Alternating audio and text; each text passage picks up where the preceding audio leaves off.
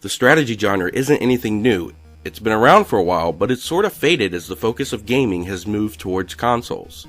That hasn't stopped the genre though, as developers are constantly trying to find a way to bring strategy games to the console world. The same thing can be said about Desert Owl's Pox Nora. This isn't exactly a new game. It's been around for more than a decade, after being launched by Octopi Media Design back in 2006. Desert Owl, a company which includes some of the original development team, attained the rights to the game back in 2014. With a new studio holding on to the reins of the franchise, things are moving forward for this free-to-play strategy game, now under the control of Desert Owl Games, and they're working overtime to expand and improve the universe, including bringing it to consoles as it has launched for the PlayStation 4. So what is Pox Nora? Well, think Final Fantasy Tactics or Command & Conquer meets Magic the Gathering. The focus here is on turn-based strategy as players battle it out against one another on a tiled map using pre-constructed decks of runes, which are the game's version of cards. When you cast a rune, you summon a related avatar on the battlefield. This can be a creature, weapon, or equipment that you give to an existing creature, and even magic spells that affect the battlefield and the environment. Each rune has a unique number of action points associated with it, which determines exactly how much you can do with it during one of your turns. Some runes even go as far as buffing other runes and creatures already in play. As a result, deck building becomes the name of the game. Do you want to build an army that harnesses the power of ice and cold? Do it. Is fire and a hasty, all-out offensive onslaught more your style? Go right ahead. Perhaps you'd rather harness the power of the undead. Well, there are plenty of skeletons and ghouls awaiting your command. You have a ton of freedom to craft armies that really express your own personal style of play. In order to cast these runes, you have to spend Nora, which is the magical energy in Pox Nora's game world. You gain additional Nora to spend with each of your turns, and during the match you can even capture special Nora points on the board in order to accelerate that gain, giving you an advantage in the battle.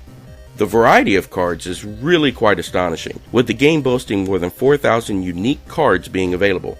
My collection hasn't gotten anywhere near that size yet, but it's clear just by the ones that I've seen so far that there is tons of variety here. This is truly where this game excels. The gameplay systems are solid and the variety feels almost endless. Now let's be honest, some people may be turned off by the game's visual style, but anyone who has some experience on the classic strategy games from the PC will feel right at home. The sprite-based visuals really jive with the classic strategy feel. Plus, being a huge fan of sprite work in general, I absolutely love the variety of animations seen throughout the game with all of the unique sprites. Now, Pox Nora is free to download and play, both on the PS4, which we're talking about here, and the original PC release. As you play the game, you can earn gold, which you can use to spend on new packs of runes to expand your collection pool. You can also buy pre-constructed theme decks based on the game's various factions and creature types, as well as single-player battle campaigns to play out on your own.